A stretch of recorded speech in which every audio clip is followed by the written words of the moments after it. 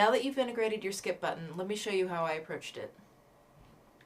So the first thing that we want to do is get the new asset and script into our scene.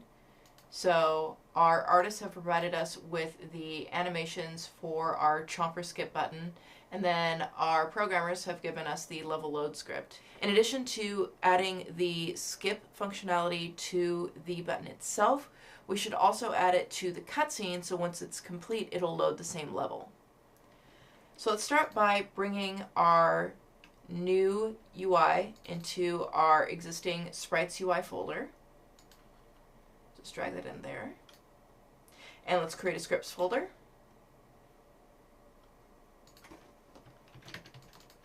And just drag in that script. There we go. Now we want to create a canvas for our UI. So in the scene view, I'm going to collapse the cutscene. I'm going to go to UI, and we know it's going to be a button, so I'm just going to create a button, and that'll auto-create a canvas. I'm going to go to 2D mode, hit F, and zoom out so I can see where we are. Now we could place this button over here, but we know that our chomper is going to be a different shape, so let's go ahead and prepare the chomper UI. So in UI, I'm going to select Loading Chomper. I'm going to change it from default to Sprite 2D in UI. I'm going to apply those changes. I'm going to change the sprite mode from single to multiple, and then go into the sprite editor, apply those changes, and an automatic slice should do it for us. Let's look at the alpha. Perfect. Let's apply these changes, and we're good. Now let's select the button, and let's just load in one of the chompers, and set the native size, and now we can scale it down. So we need to have this chomper animate. In our design document, it says the chomper icon should animate in a simple walk sequence and some information about the font. So we also have this information that a few seconds after the cutscene has begun, the skip button should fade into view. So it's not going to be always present. It's going to have a little bit of a fade in and then a fade out near the end of the cutscene as well. So that means we're going to need to have a UI group, but first things first, let's get this button set up the way it needs to be set up. Let's first take a look in the game view. That still looks a little bit big.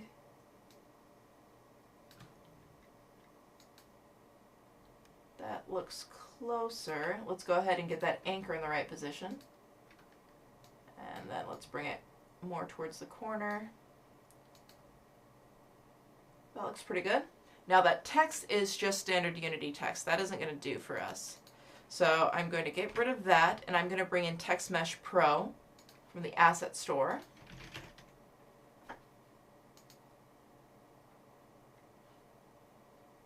So I'm going to import this. There we go. Now we can go back to the scene view, and to the button, let's add a Text Mesh Pro text. Let's set this as skip. And now let's scale this so it's in line with our little button. Let's change the font to Banger's SDF and set the color to this darkish teal.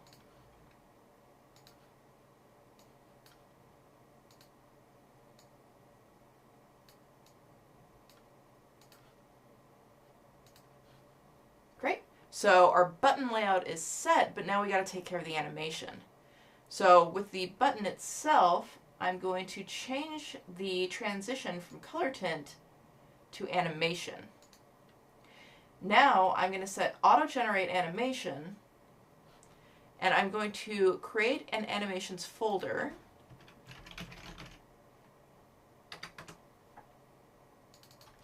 And I'm just going to say this is button controller. And now let's go ahead and double click on the animator to open up the animator controller. I'm going to dock this down here. Now we only need one animation, so we don't need these other guys. I'm going to leave normal, just get rid of the others, and change this from any state to just default. Now the normal animation is something that we need to actually apply the sprites to. So I'm going to go over to my animation window. I'm going to unclick on that lock. So now when I select the button, we can see the normal. I'm going to temporarily dock my animation window up underneath the hierarchy so I could dig through my project. Yet again, another reason why multiple monitors are fantastic. So I'm going to go to UI, and I'm going to select all of the loading choppers, drag them in to the animation window. I'm going to set the samples from 60 to 12, and then I'm going to select them all and make this last a second. So let's go ahead and press play to preview this animation in the scene. Look at that! He's animating along, that's great. So we might want to pull up the button as a whole a little bit higher so skip isn't down on the ground so much. So I'm going to pull the button up a little bit higher. I'm also going to call this the skip button, or skip cutscene. That way we're just keeping everything organized and easy to read. Let's take a look at how that's much better. Great, so now we just need to add in the functionality of skipping the cutscene. So over in the project view, I'm going to go to the scripts folder, and I'm going to just drag load level right onto the button. And then I'm going to enable on click, drag that same load level script to on click, and select load level, switch level. And now we require the string of the level that is going to be loaded. Now we haven't been given this new level yet, so let's go ahead and create a placeholder level that we could just swap out when the time is right. So very quickly, I'm going to save this scene, and I'm going to go to File, New Scene, and I'm just going to save this scene as placeholder scene. Make sure that goes into my scenes folder. Save. Now let's go back to our cutscene. Select the button, and let's write down the name, placeholder scene. Now the design document stated explicitly that the placeholder scene needs to be in the project's build settings. So let's go to File, Build Settings.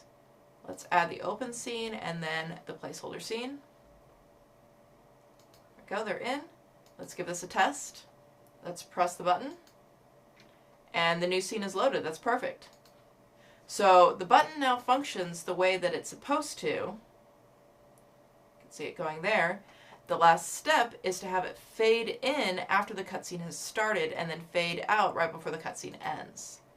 So let's go back to timeline, and let's reselect the cutscene and then lock it, so now we could reselect other things. So we want to be able to fade this button in and out, but if we look at the button value itself, there's really no quality that we could use to fade in and out. Fortunately, there is a UI component called a UI group that does have an alpha value that's perfect for this sort of need. So what I'm going to do is under Canvas, I'm going to create an empty. I'm going to call this button group. I'm going to drag in the skip cutscene button, and then reselect button group. I'm going to look for group, and then I'm going to select canvas group, not button group. There we go. So there's the alpha value. If I just go ahead and scroll, you can see this working precisely how we need it to. So now we have our canvas group set up on a game empty. Let's drag button group right into our timeline, and we're going to animate this. So we need an animation track. Go.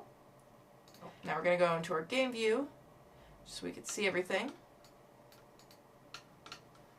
Go to the beginning, and I'm going to record the button group. I'm going to start with the alpha set to 0. After 2 seconds, we're going to fade it into 1. So you can see that it kind of fades in. We're going to go to the end of the cutscene, set it to 0, and then 2 seconds back, set it to 1 as well. So we can see that it fades in. Now, in our timeline, just our preview, we won't see the animation occurring, but we did see that fade. Let's get out of play mode. If we go into proper play view, see it fades in, and then our little character is walking, and we can click. New level is loaded. Perfect.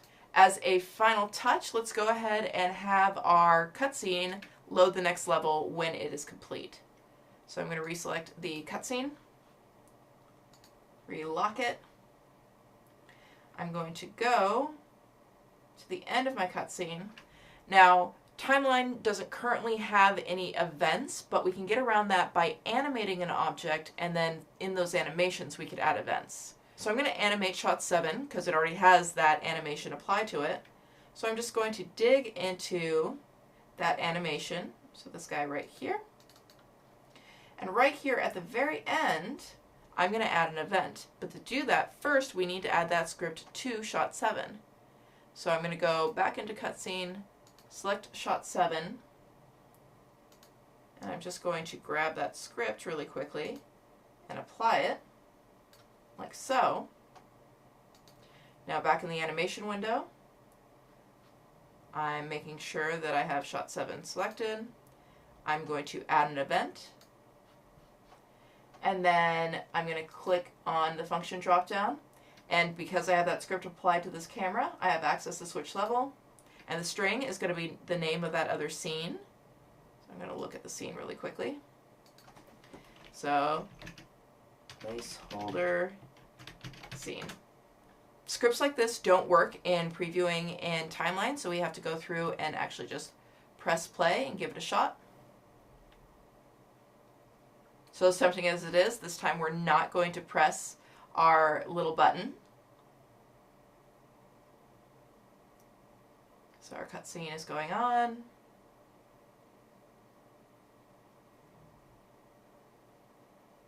Lands.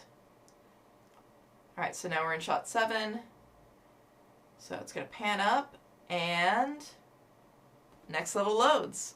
Perfect. So now we could skip the cutscene if we want. Otherwise, after the cutscene is complete, it will go into the next level. Whenever the design team has that next level for us, we can plug it right in by just changing the name on those 2 areas. And with that, our cutscene and our skip button is 100% complete.